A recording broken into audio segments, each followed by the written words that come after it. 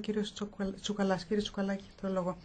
Κύριε Επίτροπε, στο Ευρωκοινοβούλιο και να σας ευχαριστήσω για τις απαντήσεις που μέχρι σήμερα μας δώσατε.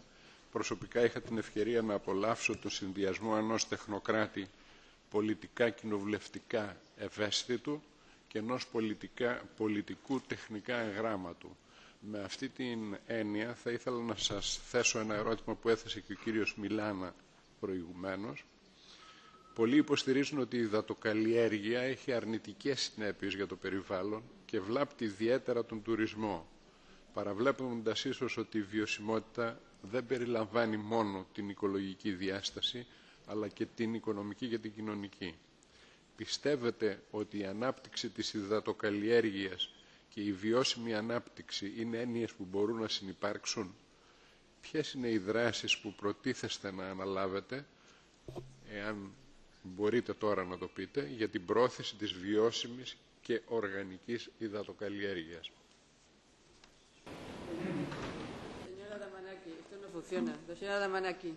Έχετε το λόγο, κυρία Δαμανάκη. Ευχαριστώ, κύριε Τσουκαλά. Η απάντηση στο ερώτημα αν μπορεί να συνδυαστεί η ιχθυοκαλλιέργεια με την αειφορία, η απάντηση είναι ότι θέλω να το ελπίζω. Θέλουμε να το προσπαθήσουμε, θέλουμε να το καταφέρουμε. Οι επιστήμονες μας λένε ότι μπορεί να γίνει αυτό. Μπορεί να γίνει. Εφόσον το λένε οι επιστήμονες και εφόσον έχουμε την επιστημονική βάση και την τεκμηρίωση ότι αυτό μπορεί να γίνει, πρέπει να το προχωρήσουμε. Βέβαια, εάν μιλούμε για ανάπτυξη της ιχθυοκαλλιέργειας σε συνδυασμό με την αειφορία, τότε χρειάζονται προϋποθέσεις.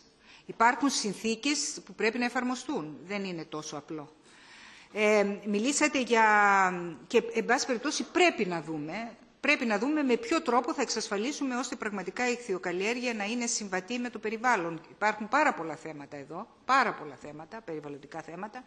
Οι επιστήμονες όμως λένε ότι έχουν τις λύσεις και νομίζω ότι σε συνεργασία και με την αρμόδια διεύθυνση περιβάλλοντος ή εν πάση περιπτώσει αν καταφέρουμε να υπάρξει μια συνεκτική πολιτική για την ιχθυοκαλλιέργεια, με τη συνεργασία και του Κοινοβουλίου, το οποίο είναι ευαίσθητο στο θέμα αυτό, θα έχουμε τη δυνατότητα να ελέγξουμε τα μέτρα αυτά. Από εκεί και πέρα υπάρχουν και άλλα θέματα. Μιλήσατε για οργανική ιχθυοκαλλιέργεια. Αυτό είναι κάτι παραπάνω και οι επιστήμονες λένε ότι υπάρχουν τέτοιοι τρόποι.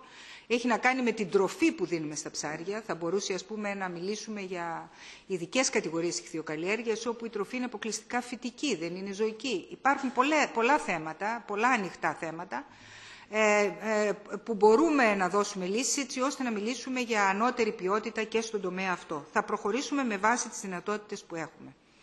Τέλος, θέλω να αναφερθώ στο θέμα της συνεργασίας. Θέλω να πιστεύω ότι είναι συνεργασία της ιχθυοκαλλιέργειας με τον τουρισμό.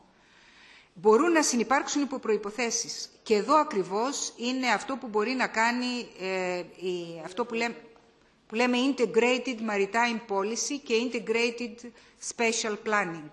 Μπορούμε να εφαρμόσουμε τα εργαλεία ώστε η χωροταξία να δώσει θέση και για τον τουρισμό και για την αλία. Ευχαριστώ, κυρία Δαμανάκη. 30 δευτερόλεπτα συμπληρωματικό ερώτημα, αν θέλετε. Η απάντησή σας μου δίνει το δικαίωμα να σας ρίξω μια μικρή παγίδα, μια που αναφέρατε για την επιστημονική έρευνα. Πάρτε λοιπόν την ερώτηση. Ως προς την έρευνα και την αξιοποίηση καινοτόμων τεχνολογικών μεθόδων στον τομέα της υδατοκαλλιέργειας, τι πρόκειται να κάνετε? Η έρευνα είναι πολύ σημαντική, κύριε Τσουκαλά. Ξέρω ότι εσείς από την πείρα σας το ξέρετε αυτό.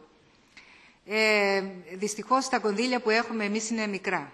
Αυτό πρέπει να το πω, δεν είναι κονδύλια που ικανοποιούν. Τα κονδύλια που έχει η DG Mare στη διάθεσή της για την έρευνα είναι μικρά και ένα μέρος από αυτό είναι ανάγκη να δίνεται ευθύς εξ αρχής για να εξασφαλίσουμε την επιστημονική υποστήριξη από τον ICES και από την Επιστημονική Επιτροπή που έχουμε, τη Scientific Committee for Fisheries. Άρα περιθώρια για να έχουμε μια ειδική μελέτη πάνω στην ιχθυοκαλλιέργεια πιστεύω δεν υπάρχουν, άλλωστε αυτή θα πρέπει να είναι μια πολύ μεγάλη μελέτη. Αυτό που μπορώ να πω είναι ότι θα κάνω ό,τι καλύτερο μπορώ ώστε στα πλαίσια της συνεργασίας για το καινούργιο, το Fifth Research Program, μαζί με τον αρμόδιο, την αρμόδια συνάδελφο στην προκειμένη περίπτωση, αν επιβεβαιωθούμε όλοι ως κολέγιο, ώστε να έχουμε ενδεχομένως ένα κονδύλι από τα κονδύλια της έρευνας.